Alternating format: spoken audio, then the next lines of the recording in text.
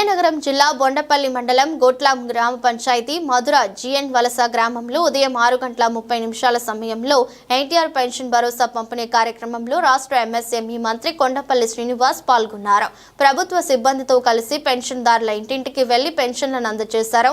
ఈ సందర్భంగా మంత్రి శ్రీనివాస్ మాట్లాడుతూ సెప్టెంబర్ 1న ఆదివారం సెలవు కావడంతో ఒక రోజు ముందుగానే ఆగస్టు 31న అనగా నేడు పెన్షన్లు పంపిణీ చేయాలని ప్రభుత్వం నిర్ణయించింది.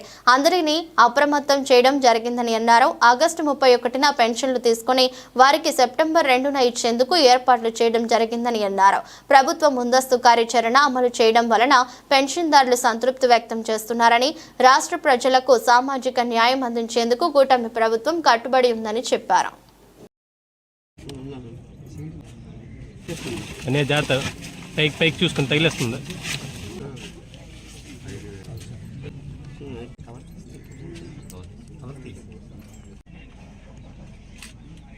సరే సరే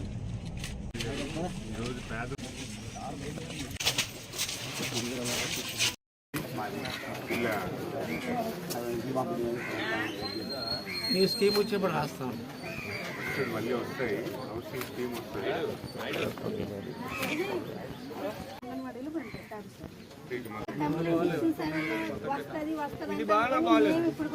రెండు అంగన్వాడీలు పూర్తిగా పోయి